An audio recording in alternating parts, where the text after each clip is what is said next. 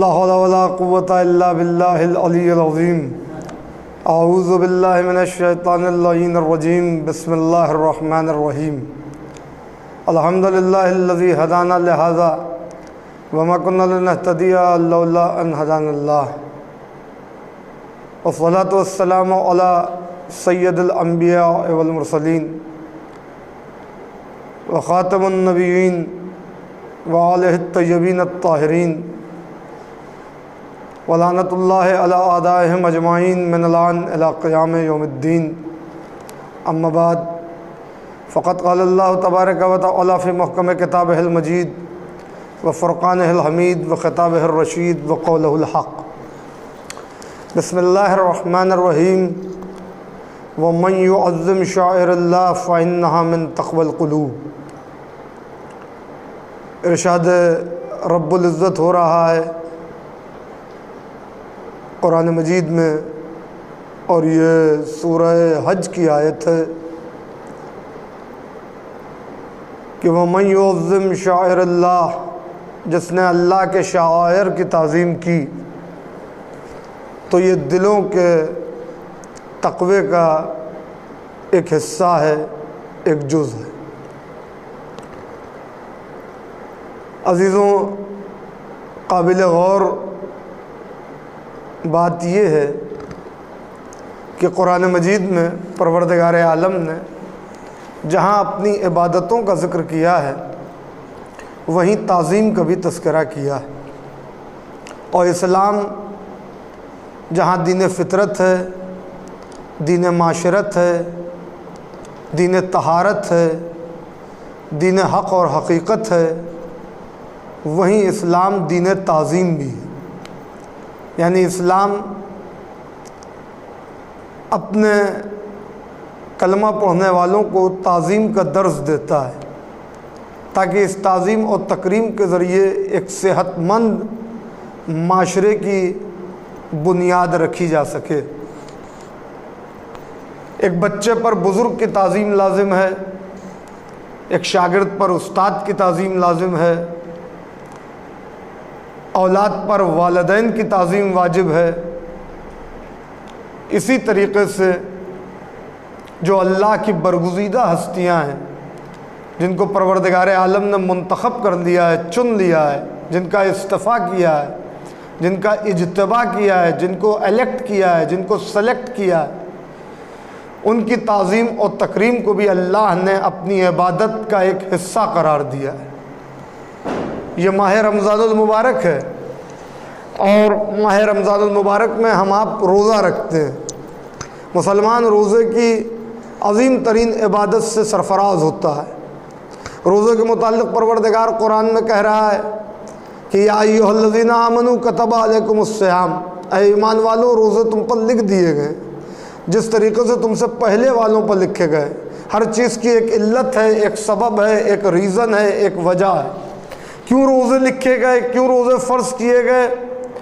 لعلکم تتقون، تاکہ اس پریکٹس کے ذریعے تم شاید متقی ہو سکو۔ جو لوگ عربی گرامر سے واقف ہیں وہ اس حقیقت کو جانتے ہیں کہ جہاں لا اللہ کا لفظ آئے وہاں 100% یا 100% بات نہیں ہوتی، یعنی یقینی طور پر یہ نہیں کہا جا سکتا کہ تم متقی ہو ہی جاؤ گے۔ قابل غور ہے یہ نکتہ، ناظرین اس پر غور کریں کہ یقیناً تم متقی ہو جاؤ، ایسا نہیں ہے۔ ہاں 60% یا 50% اس پریکٹس کے ذریعے تم متقی ہو سکتے ہو۔ پتہ چلا مشروط ہے تقوی روزے کے ذریعے اور عبادات کے ذریعے، نماز ہو، روزہ ہو، حج ہو، زکوٰۃ ہو، خمس ہو، یہ تقوی کی پوری ضمانت نہیں دیتے، مگر جو چیز تقوی کی پوری ضمانت دے رہی ہے وہ ہے شاعر اللہ کی تعظیم۔ شاعر اللہ کے معنی کیا ہیں؟ شاعر اللہ کہتے کس کو ہیں؟ عربی میں ایک لفظ ہے شعیرہ۔ شعیرہ کے معنی ہے علامت کے۔ شعیرہ واحد ہے، سنگولر ہے، شاعر اس کی جمع ہے، یعنی بہت سی علامتیں۔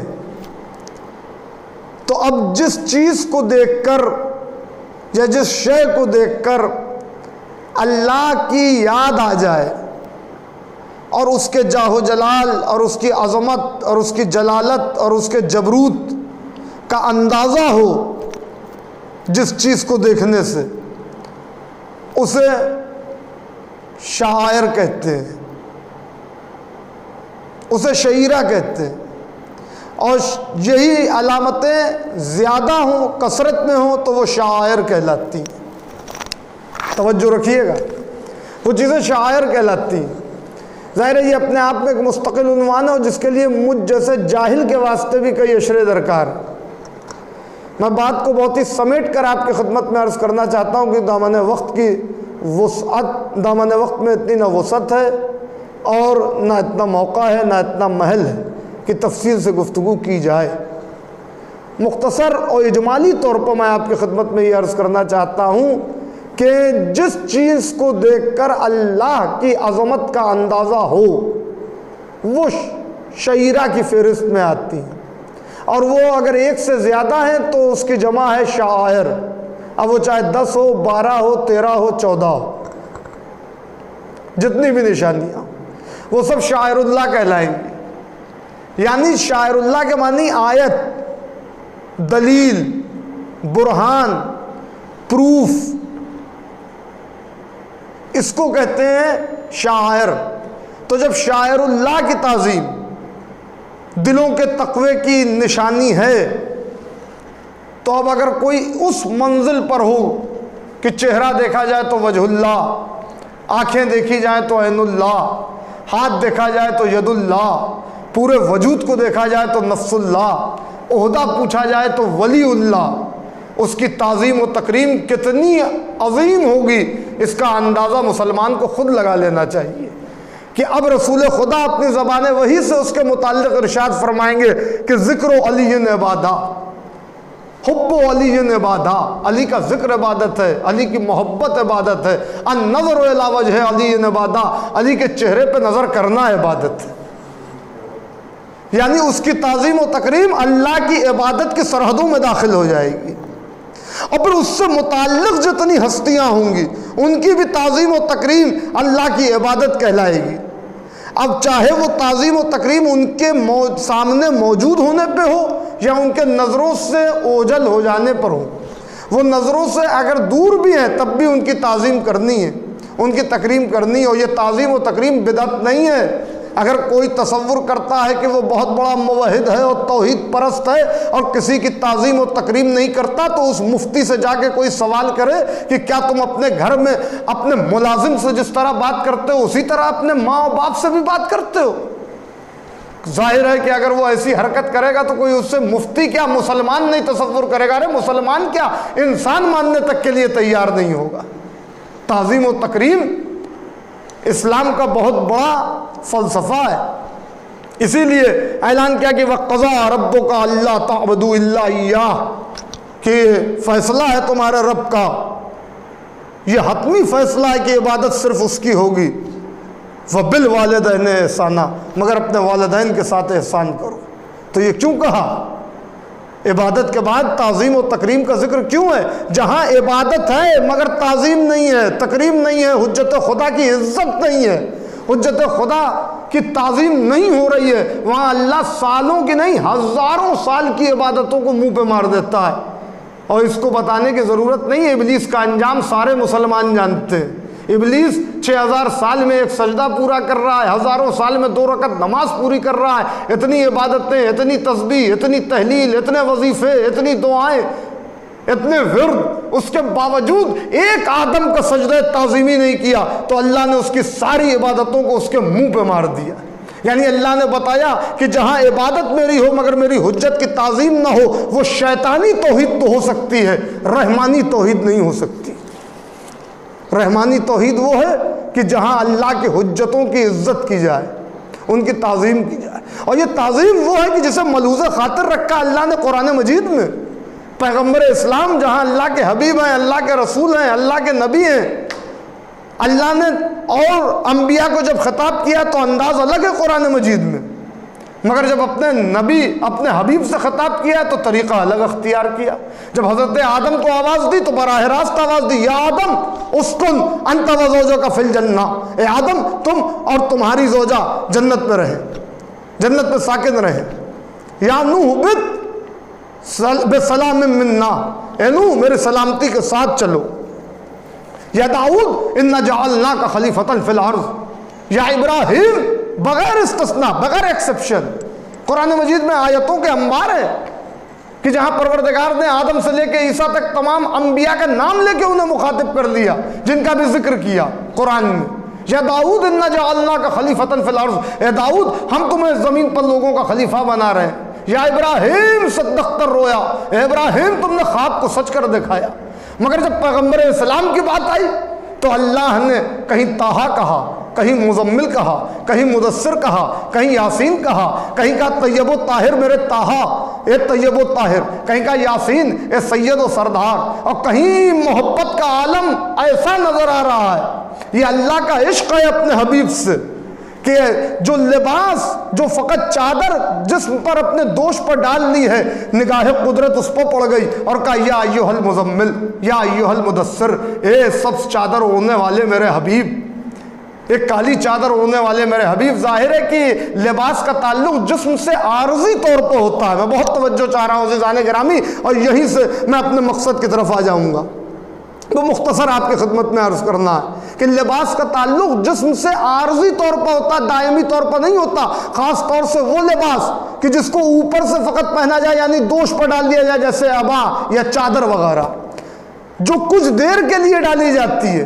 مگر قدرت اتنا اپنے حبیب سے محبت کرتی ہے کہ اس پر بھی نظر پڑ گئی اور اسی کو قرآن کا حصہ بنا دیا, اسی کو اپنے تخاطب اور اپنے خطاب اور اپنے ایڈریس کا ذریعہ بنا دیا پروردگار نے کہ کہا یا ایھا المدثر یا ایھا المزمل. تو سوچئے کہ یہ اللہ کا وہ حبیب ہے کہ اگر تھوڑی دیر کے لیے اپنے دوش پر چادر ڈال لے تو قدرت کی نظر اس پر پڑ جاتی ہے. تو یہی حبیب اور اس کا جسم جس قبر مطہر میں موجود ہو, اللہ کی نگاہ اس کی طرف کتنی ہوگی, اللہ کی رحمت اس قبر کے اوپر کتنی برس رہی ہوگی جس میں دائمی طور پر نبی کا جسم مبارک موجود ہے. اب اگر وہاں جا کر کے کوئی زیارت کرے, کوئی جا کر کے وہاں سلام کرے, کوئی جا کر وہاں پہ درود بھیجے, تو اس کے پشت پر تازیانے مارے جائیں اور بدعت کے فتوے لگائے جائیں, تو پھر سمجھ لیجئے گا یہ پیغمبر کے کلمہ گو نہیں ہیں, بلکہ یہ وہ ہیں کہ جنہوں نے پیغمبر کا کلمہ ظاہری طور پر پڑھا ہے, اصل میں ان کے اندر نفاق کے کانٹے ہیں. یہ منافق ہے. یہ فتویٰ دے دیا گیا کہ جنت البقیع کو منہدم کر دیا جائے. ارے جنت البقیع میں کون دفن ہے؟ پیغمبر اسلام کی وہ اکلوتی بیٹی جس کے لیے نبی نے کیا کیا نہیں ارشاد فرمایا کہ میری بیٹی ام ابیہا ہے, جس کے لیے معصومین نے کہا کہ یہ حقیقت لیلۃ القدر ہے. امام حسن علیہ السلام جن کے لیے رسول خدا نے کہا کہ حسن و حسین جنت کے جوانوں کے سردار ہیں. یہ جنت البقیع کیا ہے جسے منہدم کرنے کے لیے فتویٰ دیا گیا اور پھر اس کو ڈیمولش کر دیا گیا, منہدم کر دیا گیا. سنیے ایک تھوڑی دیر کے لیے اس پر بھی غور کر لیں کہ جنت البقیع کیا ہے.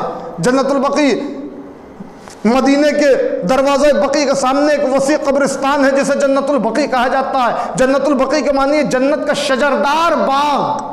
سوچئے جنت کا شجردار باغ, یہ جنت البقیع کے معنی ہے. اور جو اس جنت کو منہدم کر دے تو ان لوگوں کی فکروں پر افسوس ہوتا ہے کہ جن سے دنیا کی جنت برداشت نہ ہو سکی, اور جب انہوں نے یہاں کی جنت کو منہدم کر دیا اور ڈیمالش کر دیا تو آخرت میں ان کی سزا سوائے جہنم کے اور کیا ہوگی؟ سوائے دوزخ کے بھڑکتی ہوئی آگ کے انہیں اور کیا سزا ملے گی, اور کیا انہیں پروردگار کی طرف سے عذاب ملے گا؟ یہی عذاب ہے ان کا, اور یہ اسی عذاب میں گرفتار ہے. قسم خدا کی یہ اسی عذاب میں گرفتار ہے. سن 1790 میں حجاز کا پورا علاقہ ترک کی عثمانیہ سلطنت کا حصہ تھا. اسی سال شاہ سعود نے قبضہ کیا تو اسلامی آثار کو تباہ کرنا شروع کر دیا. مگر 1818 میں ابراہیم پاشا کی مدد سے ترک کے سلطان نے محمد ڈوم نے پھر حجاز پر قبضہ کر لیا اور جنت البقیع کی دوبارہ تعمیر کروائی. سیکنڈ ورلڈ وار کے دوران، کہ جب سیکنڈ ورلڈ وار ہو رہا تھا تو انگریزوں نے یہ دیکھا کہ ہم کس طریقے سے حجاز پر قبضہ کریں، لہذا انہوں نے اپنے روایتی عیاری کا ثبوت دیتے ہوئے دو قبائل کو ملا لیا، جس میں ایک شاہ سعود کا قبیلہ تھا اور ایک قبیلہ شریف حسین کا تھا۔ یہ میرے نوجوان بھائیوں کے لیے جاننا بہت ضروری ہے کہ اس تاریخ کو جانیں۔ شریف حسین اور شاہ سعود، ان دونوں قبیلوں کو ملا لیا، اور 1880 میں شاہ سعود کو انگریزوں کے توسط سے پھر نجد کا علاقہ مل گیا۔ وہ تھا ہی نجدی، اسے جب نجد کا علاقہ مل گیا تو اس نے سعودی عرب، جس کا قدیم نام حجاز تھا، اس کو تبدیل کر کے نام سعودی عرب رکھ دیا۔ جو حجاز نام رسول خدا نے بھی نہیں بدلا، اسے اس ملعون نے بدل دیا۔ اور اس کے بعد اسی سال اس نے اپنے ایک نمائندے سلیمان بن بلحت کو مدینے بھیجا کہ جواز اکٹھا کرو جنت البقیع کے تاراج اور جنت البقیع کے ڈیمولیشن کے لیے۔ لہذا یہ وہاں گیا اور اس نے اس میں دلیل یہ دی، جو اسے دلیل دی گئی تھی کہ یہ جنت البقیع میں جو مزار ہیں یہ بہت زیادہ جگہ گھیر رہے ہیں قبرستان کی، جس کی وجہ سے اور مردے دفن نہیں ہو پاتے، لہذا یہ مزار اننیسیسری بنے ہوئے ہیں، ان کی کوئی ضرورت نہیں ہے، انہیں ڈیمولش کر دیا جائے، انہیں گرا دیا جائے اور منہدم کر دیا جائے معاذ اللہ۔ لیکن اب اس کے لیے فتوے کی ضرورت تھی، تو فتویٰ کون دیتا؟ کچھ لوگوں نے مخالفت کی، مگر انہیں موت کی سزا کا، موت سے ڈرایا گیا اور وہ لوگ خاموش ہو گئے۔ مگر کچھ لوگ جن کے بزرگ اموی دسترخوان پر بیٹھتے تھے، ابو سفیان کی اولاد کے دسترخوان کی، جنہوں نے روٹیاں توڑی ہوئی تھی جن کے بزرگوں نے، اور قتل حسین کا فتویٰ دیا تھا، انہوں نے جنت البقیع کے منہدم ہونے کے لیے بھی فتویٰ دیا، تو ایک حدیث گڑھ دی۔ حدیث کیا گڑھی کہ رسول خدا نے ارشاد فرمایا، بس اب گفتگو ختم ہونے والی ہے، رسول خدا نے ارشاد فرمایا کہ جب بھی تم کسی تصویر کو دیکھیے حدیث کس طرح گڑھی گئی کہ جب بھی تم کسی تصویر کو دیکھو تو تم اسے نوچ کر کے پھینک دو، اور جب بھی تم کسی قبر کو زمین سے بلند دیکھو تو اسے توڑ کے زمین سے ملا دو۔ بھائی سبحان اللہ، کیا حدیث وضع کی گئی! یہ کارخانہ سمجھ میں آیا کہاں سے کھلا کہ جب بی بی نے اپنے حق کا مطالبہ کیا تھا دربار فدق میں، تو وہاں بھی ایسے ہی ایک حدیث گڑھی گئی تھی۔ سلسلے کو سلسلے سے ملائیے تو ایک کنٹینیوٹی، ایک تسلسل آپ کو نظر آئے گا کہ بات کہاں سے کہاں پہنچ رہی ہے۔ وہاں پہ بھی ایک حدیث گڑھی گئی تھی اور کہا گیا تھا کہ ہم نے تو نبی سے سنا کہ ہم انبیاء نہ کسی کے وارث ہوتے ہیں نہ کسی کو وارث بناتے ہیں۔ جس طریقے سے وہاں حدیث گڑھی گئی تھی ویسے یہاں بھی حدیث گڑھی گئی۔ وہاں بطول کی جائیداد پر قبضہ کرنے کے لیے حدیث گڑھی گئی، اور یہاں بطول کے مزار کو منہدم کرنے کے لیے حدیث گڑھی گئی۔ یعنی اصل دشمنی خاندان سیدہ سے ہے، خاندان زہرا سے ہے۔ اچھا، تو حدیث کے اس حصے پر تم نے عمل کر لیا، اور وہ جو حدیث کا ایک حصہ تھا جس میں یہ کہا گیا کہ تصویر کو پھاڑ کے پھینک دو، جب بھی تم کسی تصویر کو دیکھو، اس پر کیوں نہیں عمل کیا گیا؟ سارے لوگ جانتے ہیں کہ سعودی کی حکومت آج بھی حج یا عمرے کا ویزا بغیر فوٹو کے نہیں دیتی، چاہے وہ مرد کی فوٹو ہو یا عورت کی فوٹو ہو۔ وہاں تصویریں کیوں نہیں پھاڑ کے پھینک دیتے؟ آج بھی سعودی کی کرنسی پر شاہ عبداللہ کی تصویر بنی ہوئی ہے، وہ کرنسی پھاڑ کے کیوں نہیں پھینک دیتے؟ اگر تم اتنے ہی رسول کے مخلص ہو تو حدیث کے ایک حصے پر عمل کر رہے ہو، دوسرے حصے پر عمل نہیں ہو رہا ہے۔ اس کا مطلب یہ ہے کہ تمہاری منافقت ہے، یہ تمہاری آل محمد سے دشمنی، اسی لیے تم رسوا رہتے ہو، رسوا ہوتے ہو، ذلیل ہوتے ہو اور پریشان رہتے ہو۔ تم آج بھی لوگوں کے غلام بن کے رہ رہے ہو، اتنی دولت بھی تمہیں بادشاہ بنا نہیں پا رہی ہے۔ تم دنیا میں بھی ذلیل ہو، تم آخرت میں بھی ذلیل ہو۔ بس عزیزوں، یہی مجھے کہنا تھا کہ ہمارا فرض ہے صرف اور صرف احتجاج کرنا۔ اس جنت البقیع میں شہدائے احد کی بھی قبریں ہیں، حضرت حمزہ کی بھی قبر ہے۔ اسی جنت البقیع میں بی بی شہزادی معصومہ عالمیان کی قبر مطہر، امام حسن مجتبیٰ کی قبر، حضرت علی ابن الحسین علیہ السلام کی قبر، ہمارے چوتھے امام، ہمارے پانچویں امام امام محمد باقر علیہ السلام کی قبر مطہر، ہمارے چھٹے امام امام جعفر صادق علیہ السلام کی قبر مطہر۔ کیا قیامت ڈھا دی گئی؟ ہمارا کام ہے صرف اور صرف احتجاج کرنا، اور وہ ہم کریں گے، اس سے ہمیں کوئی روک نہیں سکتا۔ باقی کے اور لوگ کیوں خاموش ہیں ہمیں نہیں پتہ، مگر ہم مودت اہل بیت کو اپنی عبادات کی روح سمجھتے ہیں، اپنی رگ حیات سمجھتے ہیں۔ اہل بیت سے محبت ہمارے لیے رگ حیات ہے، ہماری روح ہے، ہماری جان ہے، ہماری اساس ہے، ہمارے عقائد اور ہمارے اعمال کی بنیاد ہے۔ لہٰذا ہم یہ پروٹیسٹ کرتے رہیں گے، اور اس پروٹیسٹ کی سیکھ ہم نے شہزادی معصومہ عالمیان سے لی ہے کہ انہوں نے جو فدق کے موقع پر خطبہ دیا، وہ معرکہ یارہ خطبہ آج بھی تاریخ میں موجود ہے، جو خطبہ فدق کہلاتا ہے، اس کا بہت سے حصہ اس حقیر کو بھی حفظ ہے۔ اسی طریقے سے شہزادی جناب ثانیہ زہرا رشک صفورہ فخر مریم، انہوں نے کوفے میں، دربار شام میں اور بازار دمشق میں اور یزید کے سامنے جو خطبہ دیا، اس خطبے کی گھنگرج کیا ہے، انداز کیا ہے؟ کوفے والوں کو خطاب کر کے کہہ رہی ہیں کہ یہ کوفے کے جاہلوں ہیں، کوفے کے لوگوں ہیں، مکر و فریب کے پتلوں، اے عیاری کے پرستاروں، تم نے کیا کر ڈالا؟ پھر قرآن کی آیت پڑھی اور سورہ نحل کی آیت نشان 92 سے بی بی نے استدلال قائم کیا۔ کس انداز کا استدلال قائم کیا؟ قسم خدا کی ہماری جانیں قربان ہو جائیں، یہ ترہ امتیاز بھی صرف اسی گھرانے کا ہے، کیونکہ یہ گھرانہ قرآن ناطق ہے، بولتا ہوا قرآن ہے، اسی کی زبان پر، انہی کے لبوں پر قرآن سجتا ہے اور جچتا ہے اور اچھا لگتا ہے۔ جب بی بی نے قرآن کی آیت کی تلاوت کی کہ سورہ نحل کی آیت نشان 92 کوفے والوں سے خطاب ہے، بی بی کہہ رہی ہیں دربار ابن زیاد میں، بسم اللہ الرحمن الرحیم، انما مثلکم کمثل اللتی، تمہاری مثال تو کوفے والوں بالکل اس طرح ہے کہ نقضت غزلہا من قوت من بعد قوت الکاسا، تمہاری مثال اس عورت کے جیسی ہے جو دیوانی تھی، جو ذہنی طور پر معوف تھی، جو مینٹلی ریٹائرڈ تھی۔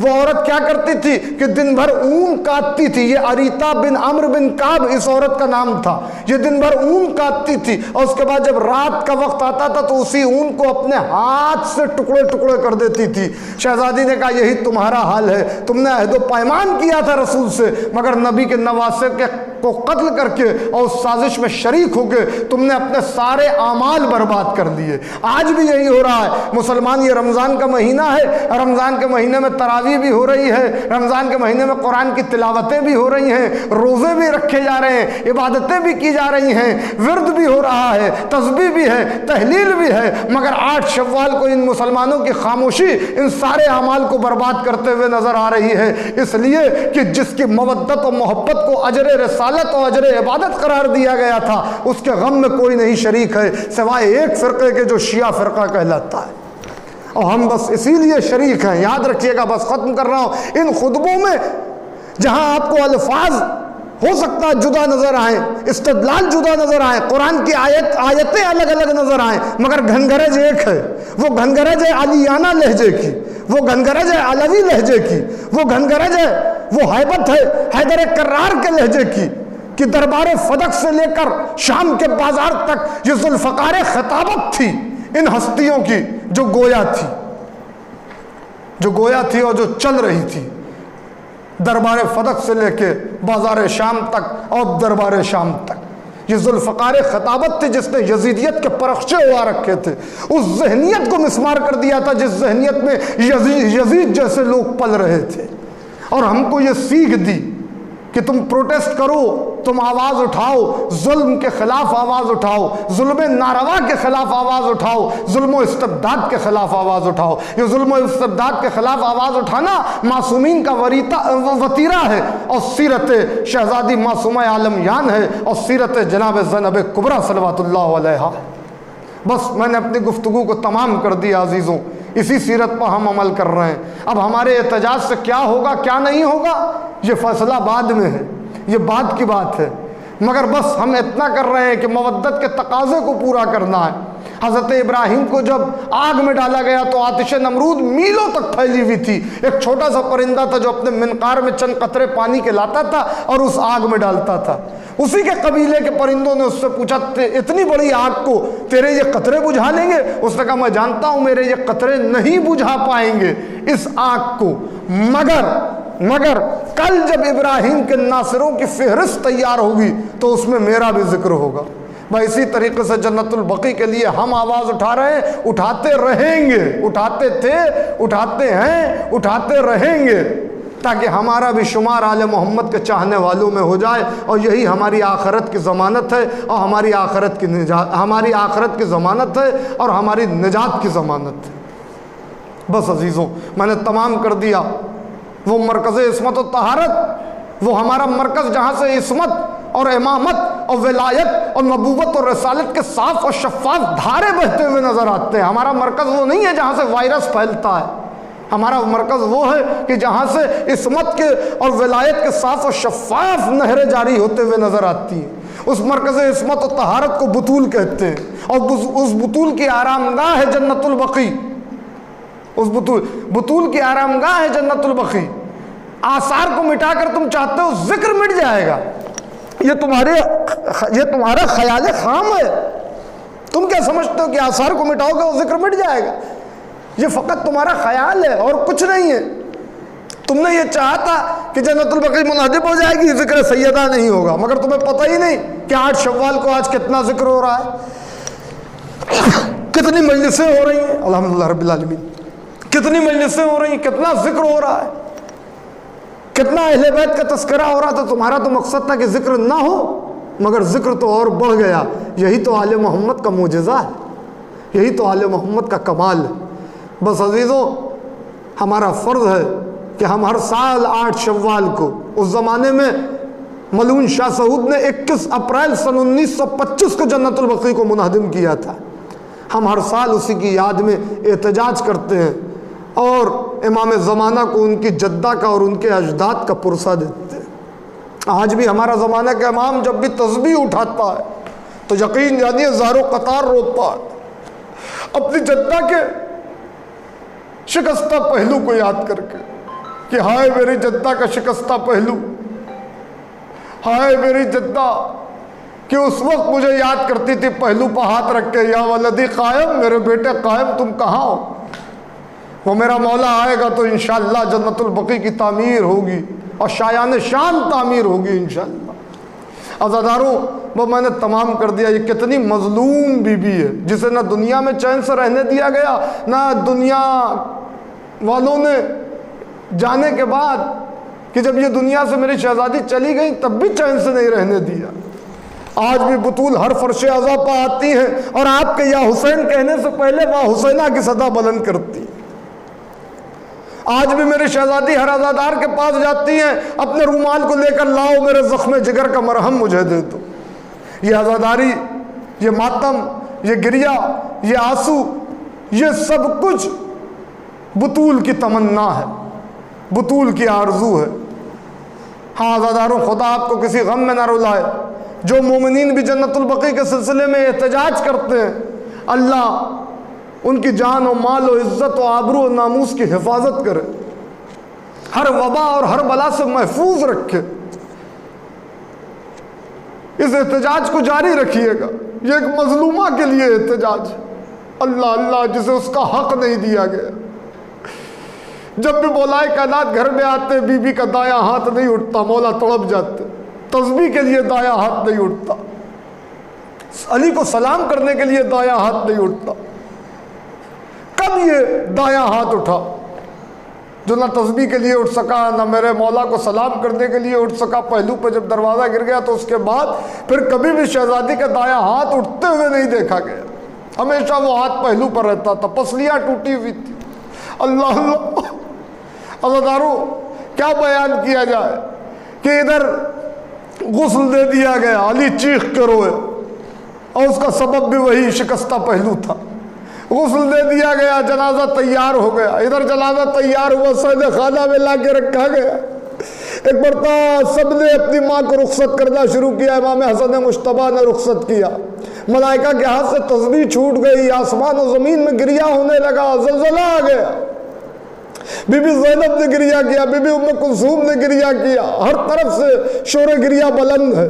ایسا لگ رہا کائنات رو رہی ہے، قدرت رو رہی ہے. اللہ اللہ. ایسے میں والی نجف کی نظر سلطان کربلا پہ پڑی. دیکھا ایک گوشے میں حسین کھڑے ہوئے، نظروں کو نیچی کیے ہوئے، آنکھوں سے آنسوؤں کی فرات جاری ہے. دیکھ کے کہا میرے بیٹے حسین، کیا آپ اپنی ماں کو رخصت نہیں کریں گے؟ کہا بابا آپ کا حکم ہے، میں ضرور رخصت کروں گا. آپ نے کہا ہے تو میں ضرور آؤں گا، کیونکہ آپ میرے بابا بھی ہیں، امام وقت بھی ہیں. مگر ایک سوال پوچھنا چاہتا ہوں. ہاں میرے لال بولیے. کہا بابا یہ بتائیے، مریم افضل کہ میری ماں افضل؟ کہا بیٹا آپ کی ماں فخر مریم ہے، مریم آپ کی ماں کی کنیز تھی. کہا بابا میں افضل کی عیسیٰ افضل کا بیٹا، آپ رشک عیسیٰ ہیں، آپ فخر عیسیٰ ہیں۔ کہا بابا جب مریم گئی تھی تو عیسیٰ کو گلے سے لگایا تھا، جب تک میری ماں مجھے نہ بلائے کہ میں بھی نہ آؤں گا۔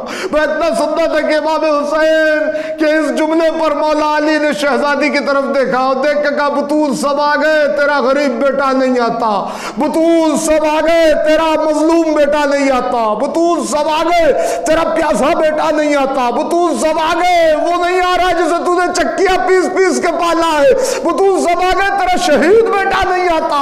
میں اتنا سننا تھا نہ جانے علی کی آواز میں اور حسین کے لہجے میں کتنا درد تھا کہ عزاداروں وہ ہاتھ جو علی کو سلام کرنے کے لیے نہ اٹھا، وہ ہاتھ جو تسبیح پڑھنے کے لیے نہ اٹھ سکا، ایک مرتبہ اسی ہاتھ میں حرکت ہوئی، بندے کفن ٹوٹے، دو ہاتھ باہر نکلے، آواز آئی آ میرے لال حسین میری آغوش میں آ جا، ماں بلاتی ہے آئے حسین، آ میری گود میں آئے حسین، الا لعنت اللہ وعلی القوم الظالمین وسيعلم الذين ظلموا أي منقلب ينقلبون۔